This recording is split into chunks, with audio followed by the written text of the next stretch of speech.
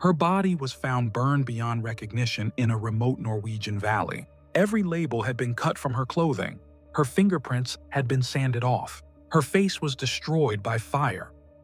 Police discovered she'd been staying in hotels across Norway, using at least 9 different fake names. She spoke multiple languages fluently. She followed counter-surveillance techniques like a trained operative.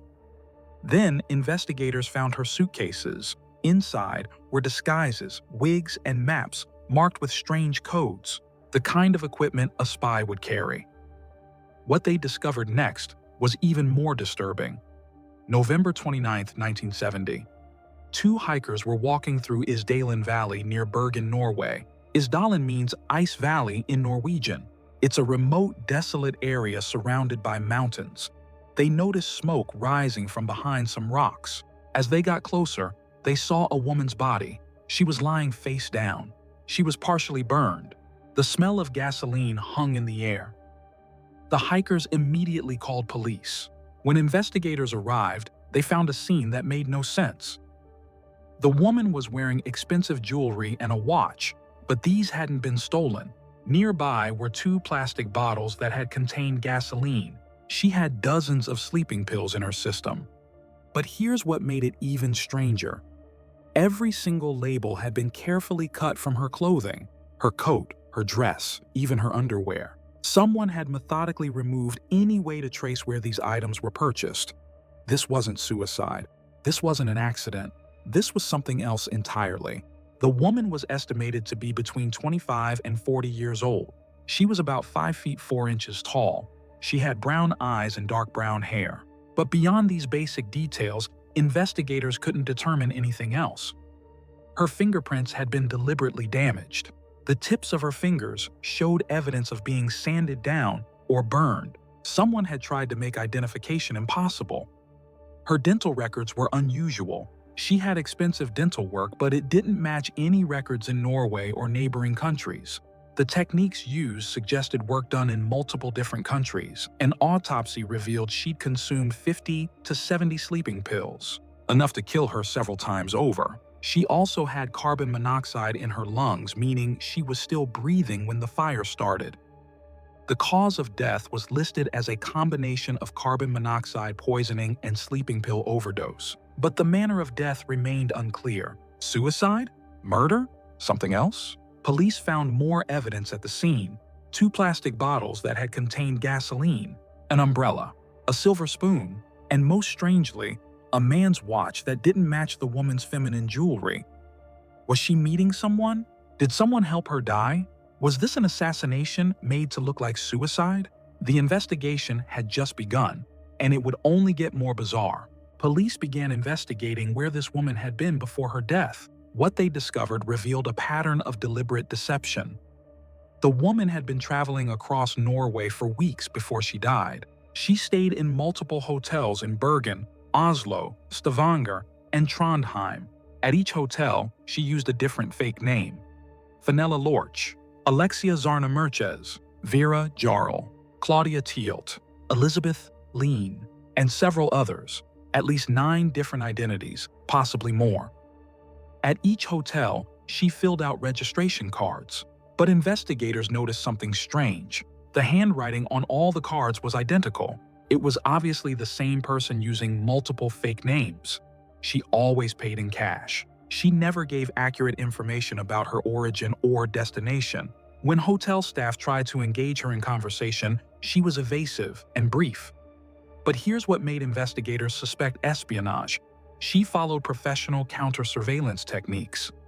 She would check into a hotel, leave, then return hours later through a different entrance. She would change her appearance between visits, wearing different wigs and clothing.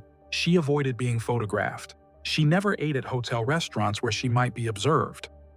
One hotel clerk remembered her speaking fluent German with a slight accent. Another remembered broken French. A third recalled perfect English with what might have been an Eastern European accent. Who was this woman? And what was she doing in Norway during the height of the Cold War? 2 weeks after the body was discovered, police found the woman's luggage at the railway station in Bergen. What was inside suggested this was no ordinary tourist. The suitcases contained multiple disguises, several wigs, glasses with clear lenses, not prescription, different styles of clothing that could change her appearance completely. There were also maps, detailed topographical maps of Norway with certain locations marked. No one could determine what these marks meant. Were they meeting points? Drop locations? Safe houses? Most disturbing were the labels. Just like her clothing, every single label had been carefully cut from every item in the suitcases. Her cosmetics, her shoes, her bags, everything that might indicate where she'd been or where items were purchased had been removed. This wasn't the work of someone covering their tracks after the fact. This was methodical preparation.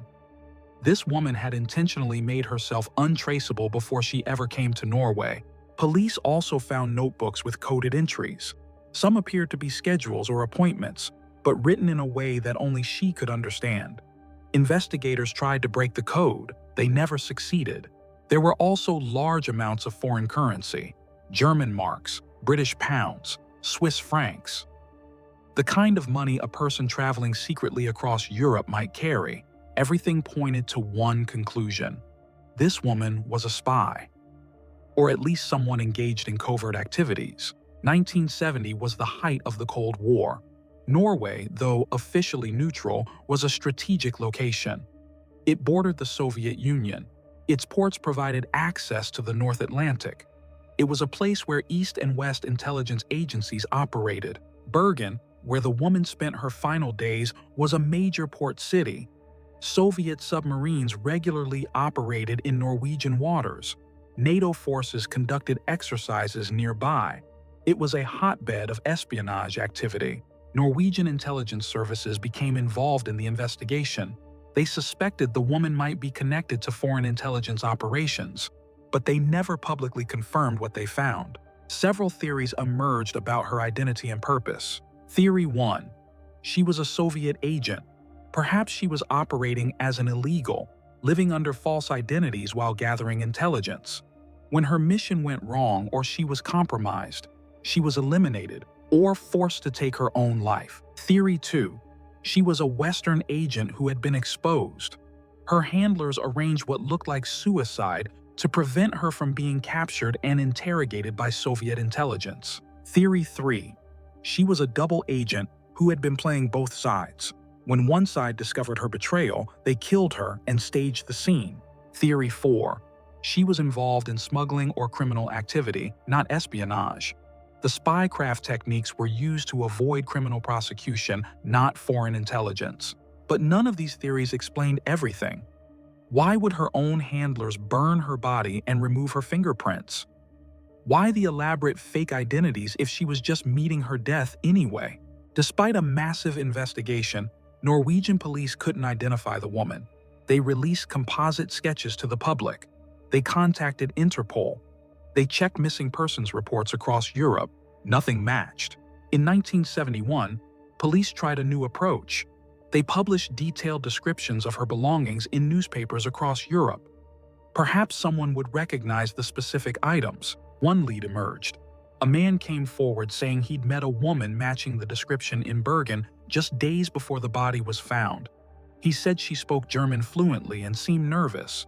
She asked him odd questions about local geography. But when police tried to follow up, the man disappeared. He never came forward again.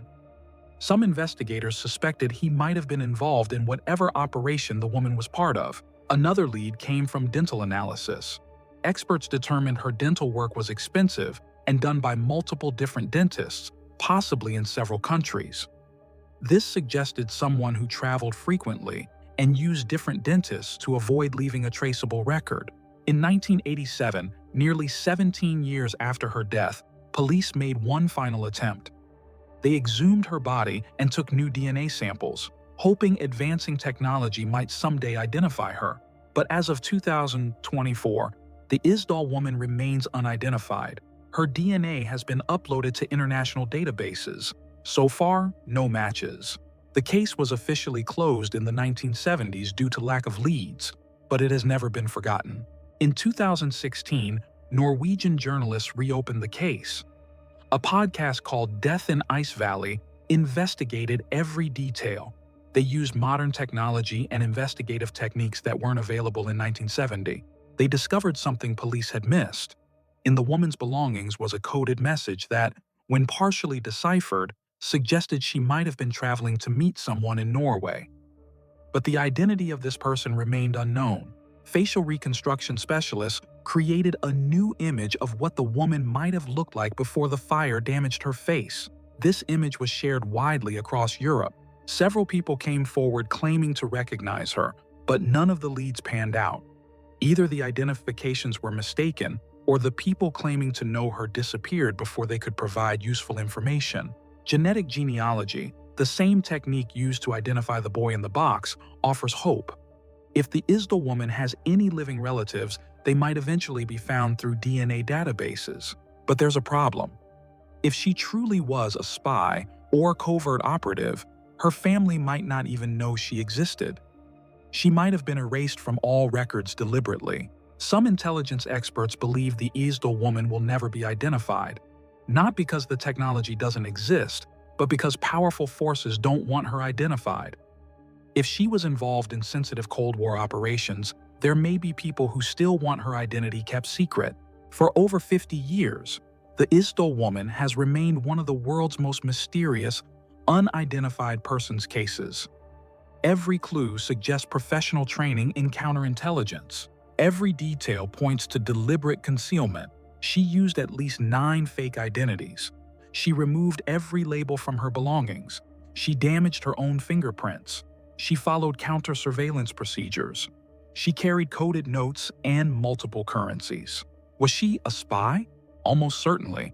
But for whom? That question may never be answered. Her death remains unexplained. The official cause was sleeping pills and carbon monoxide, but the manner of death was never determined. Suicide? Murder? Forced suicide? The Isdal woman case reveals the dark underbelly of Cold War espionage. Intelligence agencies operated in the shadows, using people as pawns in a global game. When those people became liabilities, they were eliminated or abandoned. She was buried in Bergen in a zinc coffin to preserve her remains. Her gravestone reads simply, "Identified Woman" in Norwegian. For years, locals left flowers at her grave. A woman with no name, no history, no identity. But not forgotten. In recent years, her case has gained international attention. True crime enthusiasts, amateur detectives, and professional investigators continue searching for answers. But 54 years after her death, the Isdal woman keeps her secrets. She took her identity, her mission, and her story to the grave. And there they remain, locked in mystery forever.